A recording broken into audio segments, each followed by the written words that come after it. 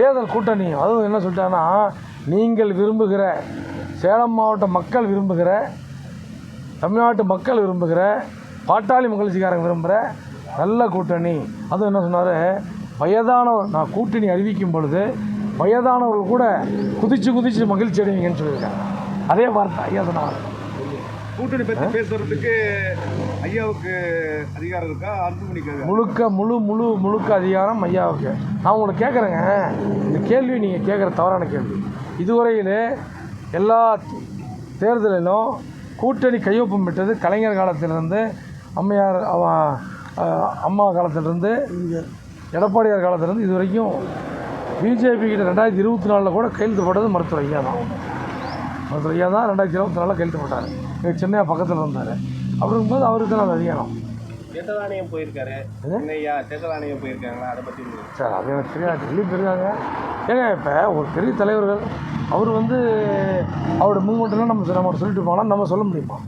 இல்லை, இப்போ இது அன்புமணி பின்னாடி அமித்ஷா இருந்து செயல்படுற மாதிரி சொல்கிறாங்க, பிஜேபி பின்னாடி இருந்து இயக்குதுன்றாங்க. கொஞ்சம் கேட்டு சொல்லலை எனக்கு தெரியாது. ஏன்னா உங்கள் நிர்வாகிகளே நீங்கள் திமுகவோட கைக்கூலின்னு சொல்லிட்டு இருக்கிறாங்க, பதிவிட்டு வராங்க. பதிவை பற்றி திமுக அது ஊடக பேரவைன்னு சொல்லிட்டு இந்த அட்டகத்தி ஒரு கூட்டம், அட்டகத்தி கூட்டம் வந்துருக்கு. அவங்க அப்படியே கத்தி அட்டகத்தி சொல்கிறது. அவங்க எப்படின்னாங்க, ஐயாவுக்கு யாரெல்லாம் ஆதரவாக இருக்கிறாங்களோ அவங்கள முதல்ல பார்த்திங்கன்னா அண்ணன் தியாகச்செம்மல், கௌரவ தலைவர் ஜி.கே. மணி அவர்கள் பேசினார். அவரை பற்றி இல்லாத மல்லாத இழுத்தும் பழித்தும் கச்சாமச்சான்னு பேசினாங்க. இப்போ என்னுடைய மனசு தாங்க முடியாத நான் சில கருத்துக்களை சொல்ல வேண்டிய சூழ்நிலையில் இருக்கிறேன்.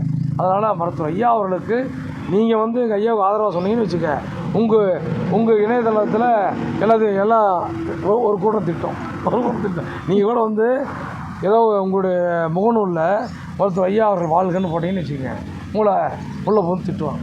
அதுக்குன்னு ஒரு கூட்டம். பேட்டியில் உங்களுக்கு அச்சுறுத்தல் இருக்கிற மாதிரி சொல்லியிருக்கீங்க. உறுதி அச்சுறுத்தல் இருக்குது. சட்டமன்ற உறுப்பினரை ராஜினாமா பண்ணுவோன்னு சொல்லியிருக்கீங்க. அதான் வேணான்னு சொல்லிட்டார் ஐயா. என்னை கூப்பிட்டு மிக கடுமையாக சத்தம் போட்டு வேணான்னு, அது மாதிரிலாம் பண்ணக்கூடாது. மக்கள் நான் கொடுத்த சீட்டு, மக்கள் அளித்த ஓட்டு, 5 ஆண்டுகள் நீங்கள் உங்களுக்கு சேவையாற்ற வேண்டும் என்பது அவர்கள் உனக்கு இருக்கிற கட்டளை, அதை பற்றி பேசக்கூடாதுன்னு சொல்லிட்டாங்க. மாநாட்டிற்கு அன்புமணி அழைப்பு விடுவோம். கட்டாயமா, நிச்சயமா. எங்களுடைய அண்ணன் அன்புமணி இல்லாமலாம் மாநாடு நடத்தும். அவர் வருவார். கண்டிப்பாக நேரில் போய் கொடுத்துருவீங்க ஐயா. கட்டாயம் கூப்பிடுவோம், வருவாங்க நிச்சயமா. அவர் எப்படிங்க அவர் இல்லாமல் நாங்கள் எப்படிங்க? எங்களுக்கு எல்லாம் அவர் தாங்க, எங்களுக்கு எல்லாமே அவர் தானே. எதிர்காலம் அவர் தானே, எதிர்காலம் அவர் தான். அதுக்காக நிகழ்காலத்தை நாங்கள் கடந்து தானே போகிறோம். நிகழ்காலமும் முக்கியம், எதிர்காலமும் முக்கியம். சொல்கிறீங்க அவர் உங்கள் பதவி பறிக்கிறாரு. இது உங்கள் பதவி அவர் சார், நான் கேட்குறேன், ஒரு ஐஜியாக இருக்கார், அவர் டிஜிபியாக ப்ரொமோட் ஆகிறாங்க. அந்த ஐஜி இருக்கிற இடத்துக்கு காலி இடத்துக்கு ஒருத்தர் நியமித்து தான் ஆகணும். அதில் நம்ம ஒன்றும் தப்பாக சொல்ல முடியாது. சின்னையா நடந்துக்கிறதுக்கு இந்த மாதிரி நடந்துக்கிறதுக்கு என்ன காரணம்னு நினைக்கிறீங்க? எனக்கு ஒன்றும் தெரியல. இப்போ யார் கூட கூட்டணி போனாலும் உங்களுக்கு ஐயா போகிற கூட்டணி ஓகேவா? 100% ஐயா போகிற கூட்டணி தான் இந்த 2026 தேர்தலில் வெற்றி கூட்டணி. ஐயா யாரு கூட ஆதரவு தெரிவித்து, பாட்டாளி மகிழ்ச்சி யாருக்கு ஆதரவு தெரிவிக்கிறதோ அந்த கூட்டணி தான் நிச்சயமாக 26 ஆட்சி அமைக்க போகுது. செல்வ பிறந்தகையெல்லாம் பார்த்ததுக்கு திமுகவில் தான் கூட்டணி போகிற மாதிரி அன்புமணி சொல்லிட்டு இருக்காரு. அந்த செல்வ பெருந்தகையை பொறுத்தவரை நான் சேலத்தை கூட சொன்னேன். எங்கள் மருத்துவர் ஐயா அவர்கள் மீது அளப்பரிய அன்பு கொண்டவர், சாதாரண அன்பு கொண்டவர் இல்லைங்க.